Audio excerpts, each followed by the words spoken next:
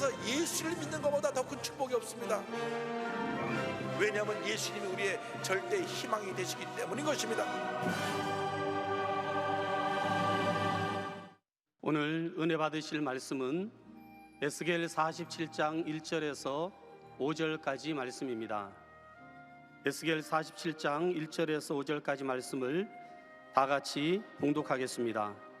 그가 나를 데리고 성전 문에 이르시니 성전의 앞면이 동쪽을 향하였는데 그 문지방 밑에는 물이 나와 동쪽으로 흐르다가 성전 오른쪽 제단 남쪽으로 흘러내리더라.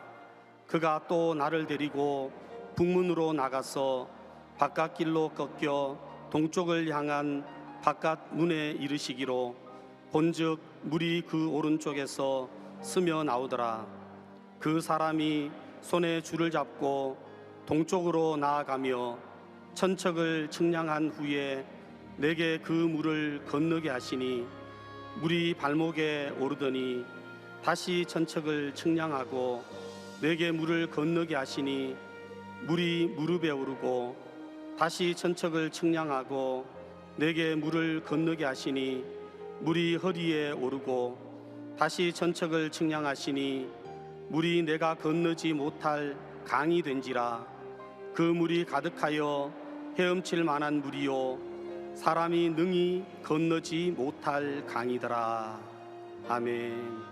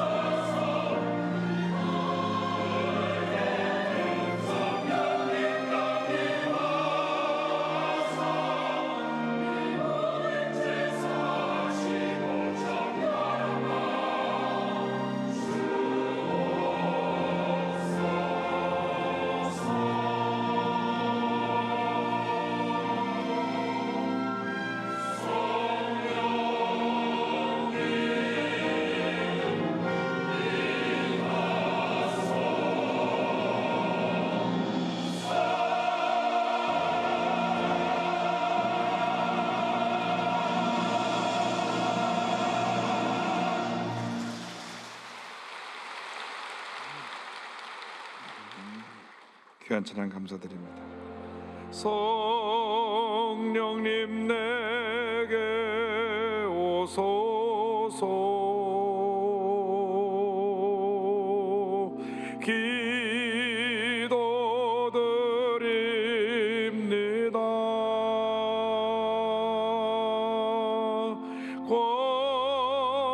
권능과 능력으로서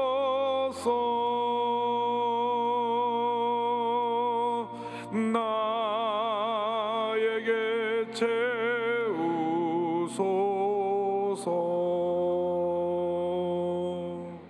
예수님 내게 오소서. 기도드립니다.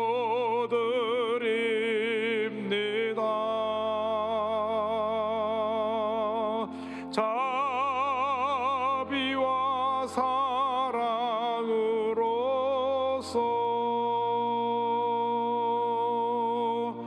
나에게 채우소서.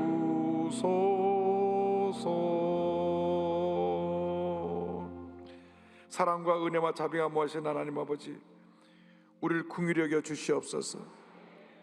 우리의 힘으로 해결할 것이 아무것도 없습니다.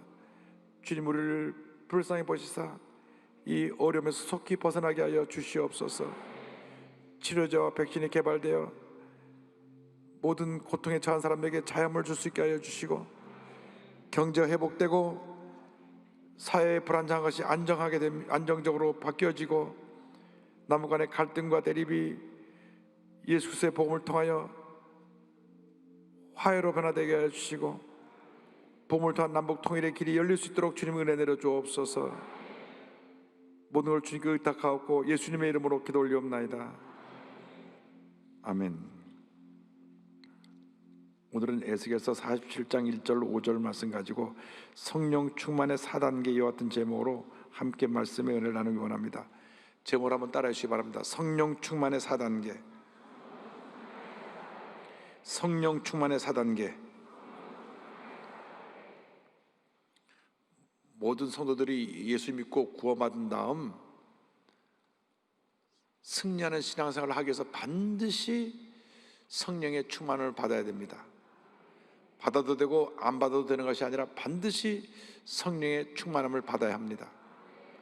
예수님의 제자들이 3년 반 동안이나 예수님을 따라다니면서 주옥 같은 말씀을 듣고 그 말씀 내용을 기억하고 예수님의 기적의 현장에 같이 있었음에도 불구하고 성령 받기 전에는 무기력해서 예수님이 붙잡으실 때 다 뿔뿔이 흩어져 도망을 갔습니다. 더욱이 수지자 베드로는 가야바 대제사장의 뜰에서 예수님을 3번이나 모른다고 부인을 했습니다.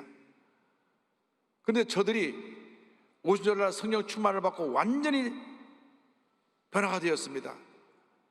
능력 있는 복음의 증인으로 바뀌어지게 된 것입니다. 우리가 승리한 신앙생활을 하기 위해서, 능력 있는 복음의 증인으로 살아가기 위해서 성령의 충만함을 받아야 합니다. 반드시 성령의 충만을 받아서 문제 많고 어려움 많은 세상을 승리하며 살아가는 우리 모두가 되어야 할 것입니다. 오늘의 말씀은 에스겔 선지자가 환상 가운데 본 것에 대한 말씀입니다. 성전에서 흘러나오는 물을 그가 보게 되었는데, 이 물은 상징적으로 예수님께서 요한복음 7장에 말씀하신 예수 믿는 사람들에게 배에서 생수의 강이 흘러나리라, 이는 너희가 받을 성령으로 의미하는 것이라고 말씀했는데, 이 성령의 생수가 흘러갈 것을 보여준 말씀입니다. 환상 가운데 성전이 되었는데 성전에서 물이 흘러나오고 있었습니다. 에스겔 47장 1절 2절입니다. 그가 나를 데리고 성전문에 이르시니 성전의 앞면이 동쪽을 향하였는데 그 문지방 밑에서 물이 나와 동쪽으로 흐르다가 성전 오른쪽 제단 남쪽으로 흘러내리더라. 그가 또 나를 데리고 북문으로 나가서 바깥길로 꺾여 동쪽을 향한 바깥문에 이르시기로 본즉 물이 그 오른쪽에서 스며 나오더라. 물이 성전에서 흘러나와서 결국 동쪽으로 흘러가는데 한 1천척 한 500m쯤 가서 보니까 물이 발목에 잠길 정도가 되었습니다. 먼저 발목이 잠기는 단계에 대해서 설명을 드립니다. 에스겔 47장 3절입니다. 그 사람이 손에 줄을 잡고 동쪽으로 나아가며 천척을 측량한 후에 내게 그 물을 건너게 하시니 물이 발목에 오르더니. 예수를 믿고 성령의 충만을 받으면 먼저 그 발목이 붙잡히게 됩니다. 세상을 향해 가던 발걸음이 교회로, 예배드리러 나오는 발걸음으로 바뀌어지게 되는 것입니다. 육신의 쾌락을 따라 걸어가던 그 발걸음이 주님이 기뻐하신 곳으로 가는 발걸음으로 바뀌게 되는 것입니다.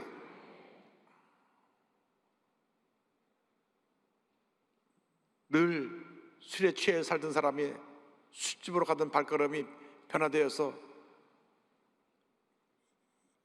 주님이 기뻐하시는 곳으로 발걸음을 옮기는 발걸음이 바뀌어지게 되고, 도박장으로 가던 발걸음이 착하고 선한 일을 행하는 곳으로 향하는 발걸음으로 바뀌어지게 되고, 삶의 전환이 다가오는 것입니다. 예수를 믿고 나서 성령으로 충만한 다음 이 발목이 붙잡혀야 되는 것입니다. 하나님이 기뻐하지 않은 길은 절대로 가면 안 됩니다. 하나님이 기뻐하신 길만 가야 되는 것입니다. 그러면 우리 일생이 주님 안에서 복받은 일생으로 변화되는 것입니다. 모든 문제가 가지 않아야 할 곳을 가기 때문에 문제가 생겨나는 것이고, 해서는 안 해야 될 행동을 했기 때문에 문제가 생겨나는 것입니다. 그러므로 우리가 성령 충만 받고 우리 발목이 잡혀서 주님이 기뻐하시는, 주님이 원하시는 곳으로만 발걸음을 옮기게 되는 우리 모두가 되어야 합니다. 주야로 말씀을 묵상하면서 주님과 동행하는 삶을 살아야 합니다. 우리의 목적지가 바른 곳이 되어야 되고, 목적을 향해 나가는 그 길도 바른 길이 되어야 되는 것입니다. 주의 말씀을 묵상하며 주의 뜻을 따라 살아가는 우리가 될 때 하나님의 은혜가 임하게 됩니다. 시편 1편 1절로 2절을 말씀합니다. 복 있는 사람은 악인들의 길을 따르지 아니하며 죄인들의 길에 서지 아니하며 오만한 자들의 자리에 앉지 아니하고. 다 잘못된 발걸음입니다. 오직 야훼 여호와의 율법을 즐거워하여 그 율법을 주야로 묵상하는도다. 언제나 주의 말씀을 묵상하고 주님 기뻐하시는 길을 가게 될 때 우리 인생이 복받은 인생으로 바뀌어지게 되는 것입니다. 이 시간 이후 여러분의 발걸음이 주님을 기쁘시 하는 발걸음으로 바뀌어지게 되기를 주님의 이름으로 축원합니다. 또 천척을 나 재보고 나니 물이 무릎에 잠기게 되었습니다. 무릎이 잠기는 단계입니다. 47장 4절은 설명합니다. 다시 천척을 측량하고 내게 물을 건너게 하시니 물이 무릎에 오르고. 성령의 은혜로 발걸음이 교련하고 난 다음 그 다음에 무릎이 붙잡혀야 합니다. 우리가 하나님 뜻대로 살려면 주님의 뜻이 어디 있는지를 알아야 되는 것입니다. 그런데 기도하지 않고는 하나님의 뜻을 알 수가 없습니다. 늘 주님 앞에 기도의 무릎을 꿇는 여러분 모두가 되기를 바랍니다. 기도에 힘쓰는 여러분 되기를 바랍니다. 기도하는 사람을 당할 사람이 없습니다. 사도 바울은 골로새서 4장 2절에 이와 같이 말씀합니다. 기도를 계속하고 기도에 감사함으로 깨어있으라. 예수님의 일생은 기도의 일생이었습니다. 공생애를 시작하실 때 40일 금식하시며 기도하셨습니다. 그 사역을 감당하실 때 언제나 이른 새벽에 먼저 하나님 앞에 무릎을 꿇고 기도하셨습니다. 누가 그 새벽 기도를 만들어 우리 이렇게 괴롭게 하는데 새벽 기도는 예수님이 먼저 시작하신 것입니다. 마가복음 1장 35절을 보니까 새벽 아직도 밝기 전에 예수께서 일어나 나가 한적한 곳으로 가서 거기서 기도하시더니 말씀합니다. 주님은 큰 기적을 베푸시고 난 다음 한적한 곳에 홀로 가셔서 기도하셨습니다. 누가복음 5장 16절입니다. 예수는 물러가사 한적한 곳에서 기도하시니라. 마태복음 14장 23절입니다. 무리를 보내신 후에 기도하러 따로 산에 올라가시니라. 저물매 거기 혼자 계시더니. 중요한 일을 결정할 때도 우리 예수님은 기도하셨습니다. 제자를 뽑을 때 밤새워 철야 기도하신 것입니다. 누가복음 6장 12절 13절입니다. 이때 예수께서 기도하시러 산으로 가사 밤이 새도록 하나님께 기도하시고 밝음에 그 제자들을 부르사 그 중에서 12를 택하여 사도라 칭하셨으니. 예수님 마지막 십자가 달리셔서 숨을 거두시기까지 하나님 앞에 기도를 올리셨습니다. 기도 없이는 어떤 일도 일어나지 않습니다. 기도하지 않으면 어떤 문제도 해결되지 않는 것입니다. 우리가 주 앞에 간절히 기도할 때 문제가 해결되고 기도할 때 기적이 일어나는 것입니다. 마태복음 7장 7절로 말씀합니다. 구하라 그리하면 너에게 줄 것이요 찾으라 그리하면 찾아낼 것이요 문을 두드리라 그리하면 너에게 열릴 것이니 구하고 찾고 두드리면 응답의 문은 열리는 것입니다. 간절히 주 앞에 부르짖어 기도하는 여러분 되기를 바랍니다. 예레미야 33장 3절은 말씀합니다. 너는 내게 부르짖으라 내가 내게 응답하겠고 내가 알지 못하는 크고 은밀한 일을 내게 보이리라. 교회는 기도하는 사람으로 가득해야 됩니다. 기도하는 사람이 많을 때 교회가 부흥하고 문제가 다 사라지고 주님의 은혜가 넘쳐나는 것입니다. 교회는 만민이 기도하는 집이라고 말씀했습니다. 이사야 56장 7절입니다. 내가 곧 그들을 나의 성산으로 인도하여 기도하는 내 집에서 그들을 기쁘게 할 것이며 그들의 번제와 희생을 나의 제단에서 기꺼이 받게 되리니 이는 내 집은 만민이 기도하는 집이라 일컬음이 될 것임이라. 내 집은 만민이 기도하는 집이라. 교회를 교회되게 하는 것이 바로 기도입니다. 오늘 우리 신앙인들의 위기가 바로 여기 있습니다. 기도해야 할 것을 알면서도 기도하지 않기 때문에 끊임없는 문제 속에서 갈등하고 고민하고 괴로워하는 것입니다. 교회의 모든 분란과 문제가 기도하지 않는 사람을 통해서 일어나는 것입니다. 기도하면 문제가 사라지고 기도하지 않으면 문제가 일어나는 것입니다. 그러므로 우리는 주 앞에 무릎 꿇고 기도해야 됩니다. 기도로 승리해야 됩니다. 우리가 생활이 여로워지고 풍요로워지니까 옛날에 우리가 60년대 70년대 힘들고 어려울 때는 얼마나 교회 나와서 간절히 기도했는지 모릅니다. 그때는 통금이 있어서 금요일마다 철야 기도를 했습니다. 밤 10시 모여서 새벽 4시까지 부르짖어 기도했습니다. 근데 요즘 그렇게 기도하지 않습니다. 얼마나 기도를 하지 않는지 하루 3끼 밥 먹을 때 빼놓고 기도도 하지 않는데 또 그나마 잊어버리면 또 그나마 그 기도도 안 해요. 그러니까 우리 삶 가운데 문제가 많은 것입니다. 문제를 해결할 수 없는 것입니다. 영적으로 무기력하니까 문제 속에서 그냥 괴로워하고 고통스러워하며 그냥 문제에 갇혀 사는 것입니다. 그런데 기도에 무릎을 꿇으려고 하는 것은 내 뜻, 내 고집대로 하는 기도가 아니라 주님의 뜻에 합당한 기도를 드리라고 하는 말씀입니다. 기도에 무릎을 꿇을 때 주님께서 우리 마음 가운데 주의 뜻을 가르쳐 주시고 그 뜻을 따라 간구하게 하시고 그 뜻을 이루어 주시는 것입니다. 늘 주 앞에 무릎 꿇어 기도하는 여러분 되기를 주님의 이름으로 축원합니다. 1972년에 저희 할아버님께서 총괄하셨는데 그때 입관하기 전에 그 알코올로 온몸을 닦아내는 것을 지켜보았습니다. 그런데 할아버님 무릎을 보니까 무릎이 굳은 살로 가득 차서 이렇게 불뚝 튀어나오셨어요. 평양 서원박교 섬기실 때 그때는 지금처럼 이런 의자가 있는 교회가 아니라 다 마룻바닥이었으니까 늘 새벽에 나서 마룻바닥에서 무릎을 꿇으셨기 때문에 무릎에 굳은 살이 박히셔가지고 그 무릎이 완전히 낙타 무릎처럼 이렇게 불뚝 튀어나온 것을 보면서 아, 할아버님이 저렇게 평생 기도하셨구나, 나도 기도의 사람이 되어야 되겠다 마음에 결심을 했던 기억이 납니다. 늘 할아버님은 무릎 꿇고 기도하는 것을 쉬지 않으셨습니다. 매일 새벽에 기도제단을 쌓으시고 저녁에 가정예배를 드리면서 기도제단을 쌓으셨습니다. 기도할 때 하나님께서 우리 기도를 들으시고 응답하시는 것입니다. 짧은 인생길 살아가는 동안에 여러분 모두가 기도에 무릎을 꿇고 하나님의 음성을 듣고 주의 기적을 체험하는 여러분 되기를 주님의 이름으로 축원합니다. 우리가 성령의 가운데 발목이 잡히고 무릎이 잡힌다면 세 번째로 허리가 붙잡혀야 됩니다. 허리가 잠기는 단계를 담은 성경은 설명합니다. 다시 일천척을 측량하고 나가니 물이 허리에 잠기더라. 47장 4절입니다. 다시 천척을 측량하고 내게 물을 건너게 하시니 물이 허리에 오르고. 기도의 사람이 된다면 하나님 앞에 귀하게 위대하게 쓰임받기 위해서는 허리가 잡혀야 됩니다.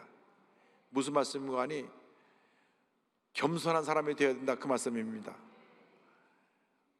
무릎이 잡혀서 기도를 해도 인격적으로 모관한 사람, 성품이 다듬어지지 않으면 끊임없이 문제를 몰고 다닙니다.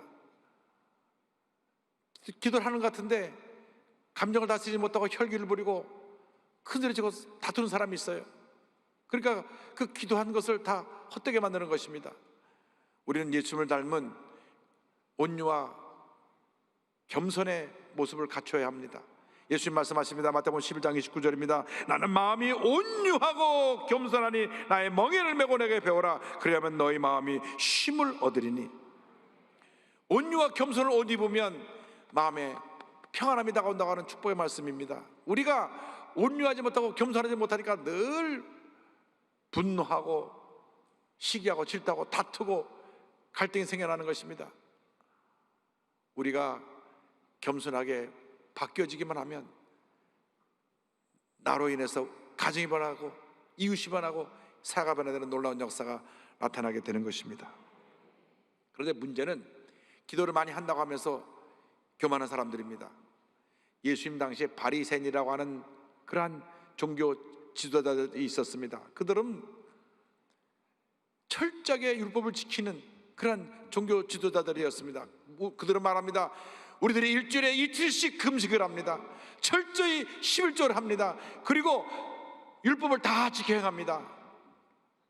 그런데 그들의 마음은 교만이 가득 차서 스스로 의로워서 늘 남을 판단하고 정죄하고 당신 이것이 문제요, 당신 이것이 문제요, 당신 이것이 문제요, 남을 비판했습니다. 결국 예수님을 십자가에 못 박았는데 앞장선 사람들이 바로 그 사람들입니다. 군중들이 예수님을 십자가에 못 박은 것이 아니라 율법을 가장 잘 알고 읽다 하는 그들이, 하나님 뜻대로 산다고 하는 그들이, 바리새인들, 서기관, 제사장들이 예수님을 십자가에 못 박아 죽인 것입니다. 하나님은 겸손한 자를 통해 하나님의 뜻을 이루십니다. 잠언서 16장 18절입니다. 교만은 패망의 선봉이요 거만한 마음은 넘어짐의 앞잡이니라. 잠언서 15장 33절입니다. 여호와 야훼를 경외하는 것은 지혜의 훈계라. 겸손은 존귀의 길잡이니라. 예수님은 군림하러 오신 것이 아니라 섬기러 오셨습니다. 마가복음 10장 45절입니다. 인자가 온 것은 섬김을 받으려 함이 아니라 도리어 섬기려 하고 자기 목숨을 많은 사람의 대속물로 주려 함이니라. 예수님께서 십자가 달리시 전에 제자들에게 마지막으로 가르쳐 주신 것이 바로 이 겸손의 모습입니다. 당시 주인 나가서 일하고 들어올 때 하인들이 대야에다 물을 받아 주인 발을 씻었는데 예수님이 마지막 만찬 자리에서 허리에 수건을 들으시고 제자의 발을 씻으신 것입니다. 그리고 말씀하십니다. 요한복음 13장 14절입니다. 내가 주와 또는 선생이 되어 너희 발을 씻었으니 너희도 서로 발을 씻어주는 것이 옳으니라. 큰 일을 이루기 위해서 예수님을 닮은 인격자들이 다 되기를 바랍니다. 우리 한국 교역사에 길 남는 우리 주기철 목사님, 조만식 장로님의 간증이 있습니다. 평양 산정교를 다림하고 계신 주기철 목사님, 그리고 그 교회를 추석하고 계시던 조만식 장로님이 계십니다. 조만식 장로님은 북한의 민족 지도자로서, 독립운동가로서, 또 교육가로서, 정치인으로서 존경받는 분이었습니다. 매일같이 조만식 선생님의 많은 분들이 찾아와서 민족에 나갈 길에 대해서 의논했습니다. 근데 어느 주일날 손님이 찾아와서 얘기하다 보니까 그만 얘기가 길어져 갖고 예배 시간이 지났어요. 부랴부랴 달려오는데 문을 열고 들어오려고 하니 이미 목사님의 강대상에 서 계셨습니다. 주기철 목사님이 그 문을 열고 들어오시는 장로를 보시고, 조 장로님 지금 예배 중이니까 거기 뒤에 서서 예배 드리세요. 성도들이 깜짝 놀랐습니다. 조만식 장로님은 주기철 목사님보다 훨씬 나이가 많으시고 오산학교를 주기철 목사님이 학생으로 다닐 때 교장 선생님이셨고, 또 주기철 목사님이 마산에 있을 때 산정교로 초청에 오신, 청빙에 오신 장로님도 조만식 장로님이셨는데, 주기철 목사님이 서 계시라 그러니까 성도들이 놀라고 긴장했습니다. 목사님이 설교를 다 끝나고 예배가 끝날 쯤 이렇게 말씀하셨습니다. 장로님 기도하세요. 그때 조만식 장로님이 이렇게 회개 기도를 했습니다. 첫째, 장로로서 하나님께 예배 지각한 것 회개합니다. 둘째, 교인들께 장로로서 나쁜 모범을 보인 죄를 용서하십시오. 셋째, 주의 종의 신비를 불편하게 보필한 죄를 용서하십시오. 조만식 장로님 이렇게 늘 목사님의 권위를 높여주시면서 평소에도 목사님 신방 가방을 들고 다닐 정도로 겸손하셨다고 합니다. 결국 이 두 분이 다 순교하셨는데, 주기철 목사님은 신사참배를 반대하시다 옥고를 치르다 돌아가셨고, 조만식 선생님은 6.25 전쟁 후에 공산당이 유엔군의 참전으로 북한으로 퇴학할 때 1950년 10월 18일 평양 감옥에서 총살당해 돌아가셨습니다. 그러나 그분이 남긴 이 겸손의 모습은 많은 분들에게 큰 귀감이 되었습니다. 우리 일생을 살아가는 동안 예수님을 닮은 인격자가 되면 우리 인생이 참 주님의 은혜 가운데 복받은 인생, 은혜가 충만한 인생으로 바뀌게 될 것입니다. 마지막 단계가 온몸이 잠기는 단계입니다. 다시 인처적으로 더 나아가니 물이 큰 강을 이루었습니다. 천척 한 500m 가고 나서는 발목이 잠기고, 또 500m 더 가고 나니까 무릎이 잠기고, 또 500m 더 가고 나니까 허리가 잠기고, 마지막 또 500m를 더 가니까 온몸이 잠기는 그러한 큰 강을 이루게 되었습니다. 47장 5절입니다. 다시 천척을 측량하시니 물이 내가 건너지 못할 강이 된지라. 그 물이 가득하여 헤엄칠 만한 물이요 사람의 등이 건너지 못할 강이더라. 마지막 단계는 우리 온몸이 물에 잠기는 단계인데, 성령께 완전히 사로잡히는 단계를 의미합니다. 성령으로 충만하여 내 뜻과 내 굴대로 살지 않냐고 전적으로 주님의 뜻대로 살아가는 그러한 단계에 이르게 되는 것을 말씀합니다. 갈라디아서 2장 20절은 이와 같이 말씀합니다. 내가 그리스도와 함께 십자가에 못 박혔나니 그런즉 이제는 내가 사는 것이 아니요 오직 내 안에 그리스도께서 사시는 것이라. 이제 내가 육체 가운데 사는 것은 나를 사랑하사 나를 위하여 자기 자신을 버리신 하나님의 아들을 믿는 믿음 안에서 사는 것이라. 이것이 바로 성령 충만입니다. 내 자신이 죽어 없어지고 나의 물속에서 예수님이 부활하셔서 나를 다스리시고 주의 뜻을 이루시는 것이 바로 성령 충만인 것입니다. 모든 문제가 내가 살아서 내 뜻대로 무엇인가 하려고 하니까 부딪히고 문제가 생기고 어려움이 생겨나게 되는 것입니다. 에베소 5장 18절을 말씀합니다. 술 취하지 말라. 이는 방탕한 것이니 오직 성령으로 충만함을 받으라. 오직 성령으로 충만함을 받으라. 오직 성령으로 충만함을 받으라. 성령 충만함을 받으면 놀라운 일들이 일어나는 것입니다. 주님께서 우리 마음에 거룩한 소원을 주시고 그 소원을 이루게 만들어 주시고 우리 앞에 축복의 길을 열어 주시는 것입니다. 시편 30편 4절과 5절을 말씀합니다. 또 여호와 야훼를 기뻐하라. 그가 내 마음의 소원을 내게 이루어 주시리로다. 내게를 야훼께 맡기라. 그를 의지하면 그가 이루시고. 우리가 늘 말씀을 묵상하고 기도하며 성령으로 충만을 받고 나가면 주님께서 우리 앞에 신의 대로가 펼쳐진 것 같이 놀라운 축복의 길이 열리게 만들어 주시고 하나님의 은혜와 축복이 넘쳐나게 만들어 주실 것입니다. 영국의 큰 부흥운동을 일으키고 감리교를 창시한 존 웨슬리가 성령 충만 받기 전에는 문제 어려움에 갇혀 있었습니다. 1703년 영국 성공의 성직자 가정에서 19남매 중에 15번째로 태어났습니다. 많이들 하셨어요. 요즘 우리나라에서 보면 다둥이상 받을 텐데. 그리고 영국의 명문 옥스퍼드 대학을 나오고 주의정의 길을 갑니다. 그런데 1735년 조지아주의 미국 조지아의 선교사로 파송되어 가는데 가는 중에 배가 큰 폭풍을 만나서 막 뒤집힐 정도로 막 위기와 어려움에 처하게 됐습니다. 내가 여기서 죽는구나 할 때 어디서 찬송 소리가 들려옵니다.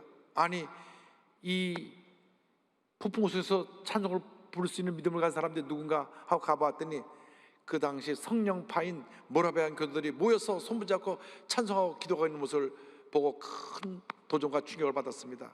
요즘으로 말하면 순복음교회들이 거기서 찬송하고 기도하고 있었던 것입니다. 할렐루야. 그런데 3년 동안 조지아에 가서 선교사역을 하다가 실패하고 다시 영국으로 돌아옵니다. 영국으로 돌아오자마자 그때 만났던 그 모라비안 교도들이 예배드리는 곳을 찾아갑니다. 1738년 5월 24일 올드스게이트라고 하는 곳에 있는 그 모라비안 교도 그 수요일 아침 예배를 참석했는데 마르틴 루터의 로마서 주석 강해 서문을 듣다가 밤 8시 45분 마음이 뜨거워지며 성령의 불을 받고 그의 운명이 바뀌어집니다. 일생이 바뀌어집니다. 그는 고백합니다. 나는 내 마음이 이상하게 뜨거워지는 것을 느꼈다. 나는 이제 나 자신이 그리스도를 오직 그리스도만을 믿음으로 구원받았다는 것을 느꼈다. 그리고 주께서 나의 모든 죄를 영원히 제거하셨고 나를 죄와 사망의 법에서 구원하셨다는 확신을 얻었다. 성령 받고 그는 완전히 변화되어서 부흥사가 되어서 온 일대를 다니며 복음을 전하는데 수많은 사람들이 변화되어 주 앞에 나옵니다. 불황자들이 그 삶이 변화되어 온전한 그리스도인으로 바뀌어지게 되었고, 술주정뱅이가 술을 끊고 병든 사람이 병 고침 받고 귀신이 떠나가며 가는 것마다 큰 부흥 역사가 일어나는데, 나는 온 세계를 나의 교구로 바라본다고 하면서 올드스케이트에서 성령받은 후에 88세로 그의 삶을 마칠 때까지 52년 동안 잉글랜드, 웨일스, 스코틀랜드, 아일랜드 전역을 말을 타고 다니면서 복음을 전합니다. 1년에 평균 8,000마일, 약 12,800km를 말을 타고 다니면서 매년 1,000번가량의 설교를 했다고 합니다. 그 거의 하루에 한 3번씩 설교한 신입니다. 그래서 그의 놀라운 부흥운동 역사로 말미암아 18세기 영국의 산업혁명으로 영국이 무질서하고 혼란했을 때 그 사회가 안정되고 많은 사람이 예수 믿고 주 앞에 돌아나오므로 말미암아 교회가 부흥하여서 큰 부흥 역사의 결과로 감리교회가 탄생되고, 그 감리교회 역사로 말미암아 성결운동의 역사가 일어나고, 성결운동의 역사로 말미암아 오순절운동, 우리 순복음 성령운동이 일어나서 전 세계로 확산이 되게 되었던 것입니다. 성령 충만 받으면 이 같은 놀라운 역사가 나타납니다. 여러분 모두가 성령의 충만을 받게 되길 바랍니다. 모두가 성령의 충만을 받아서 하나님 앞에 귀하게 아름답게 위대하게 쓰임받게 되기를 바랍니다. 성령의 사람이 되어서 여러분이 옮기는 발걸음이 주님을 기쁘시게 하는 발걸음이 되기를 바랍니다. 성령의 사람이 되어서 여러분이 무릎을 꿇고 기도할 때마다 기도의 응답이 다가오고 주님의 은혜가 임하게 되기를 바랍니다. 성령의 사람이 되어서 온유와 겸손을 입고 늘 겸손으로 이웃을 변화시키는 위대한 하나님의 사람들이 되기를 바랍니다. 성령의 사람이 되어서 여러분의 개인의 연약함과 부족한 모습은 사라지고 예수님의 모습에 나타나 예수님의 놀라운 능력으로 말미암아 위대한 하나님의 역사를 펼치고 나가는 주님의 귀한 일꾼들이 되시기를 주님의 이름으로 축원합니다. 축원합니다. 축원합니다. 기도하겠습니다. 사랑과 은혜와 자비가 몰아신 하나님 아버지, 짧게 지나가는 한 번뿐인 인생길에서 예수를 믿게 하신 은혜를 감사드립니다. 우리가 하나님 자녀가 되었사오니 이제 남은 여생 하나님 영광에 살아가는 주님의 귀한 일꾼들 되게 하여 주옵소서. 성령으로 충만하여 말씀으로 무장하고 믿음의 사람이 되어 전진 또 전진해 나갈 때 주님께서 우리 기도를 응답해 주시고 놀라운 기적을 펼쳐 주실 것을 믿습니다. 성령의 충만함을 받아라, 이 말씀을 마음에 새기고 한평생 성령의 사람으로 살게 하여 주옵소서. 예수님의 이름으로 기도 올리옵나이다. 아멘.